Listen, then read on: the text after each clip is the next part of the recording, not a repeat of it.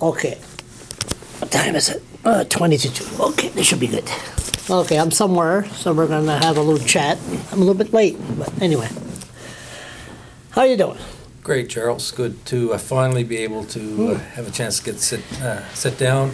You know, the last time we were supposed to sit down, who didn't show?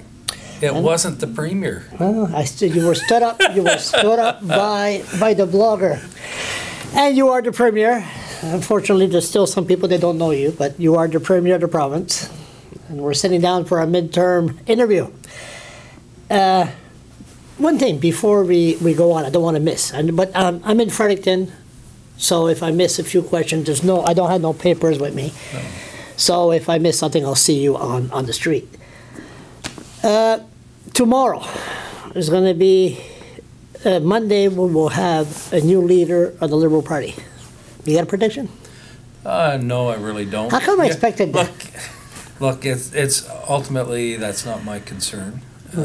I need to be focused on the work that we're doing on behalf of New Brunswickers, and that's where my energy is put. Certainly, you wonder what is going to take place. That's part of the liberal renewal that is going on in the province. I guess I could call that.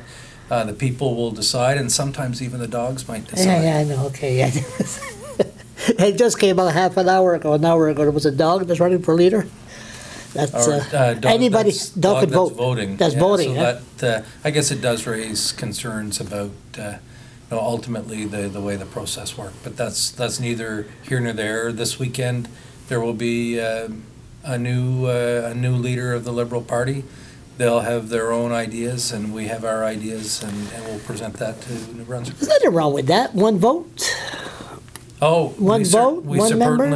No, we support one member, one vote. That's not the issue. No, but the dog. But anyone could vote. No, that's an important part of the process. I just hear the start. I don't know much about it. So you gave me a political answer. You got no prediction. No real political. It's not really a political answer. I've heard, it's probably down to 2 from the Greater Moncton area. I've heard from some people that they think one's going to win. I've heard from others that they think the other will win. So, each day that has a tendency to change. I gave a vote to Brian Gallant. I think Brian, don't answer that, but I think Brian's going to win. That's my prediction. Okay, you're born down the States. You got a prediction? Who's going to win, Obama? Look, you got to have a prediction on that. Yeah, I hate to give you a political answer. The U.S., the voting system is a bit complicated or complex, so someone can have the popular vote but still lose what's called the electoral. Oh yeah. What's called the electoral college. College, yeah. So I think from what you hear, a lot is probably going to boil down to what takes place in states like Ohio, as an example. But again, a couple weeks, everybody's going to know. Good prediction? Not really. I think again, you hear that Obama is probably ahead in Ohio, but that it's still up for play. So it's and again, ultimately, Canada will need to work with whoever is elected. How are you working with the governor in Maine?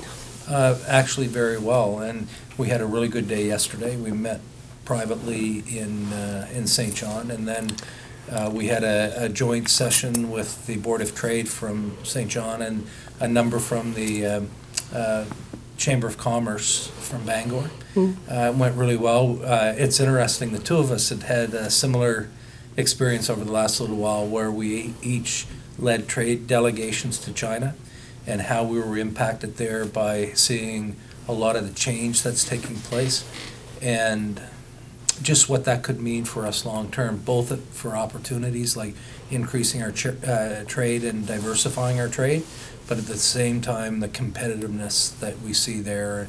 And I've said one example is a company I visited where there's a kilometer-long research and development center, just one of the 6 that they have, 8,000 engineers in that one building, and over 6,000 of those had at least their masters. So how, as a small province especially, how do we compete long-term? And those are real answers, I think. And we've been pretty fortunate as a province and as a country for many, many years. You see the economy. Excuse me. See the economy here. Do you think Maritime Union is in the future? I don't know that. Certainly in the near future, the question of Maritime Union, it's hard to get people at the table. One of the neat things that is happening, though, I think happens when things are difficult, and if we look at the demographics as an example, or the fiscal situation that we all have, it does open up opportunities to work together. So, for instance, on things like regulations, how do we have better transportation regulations to help our businesses and people be able to move more freely?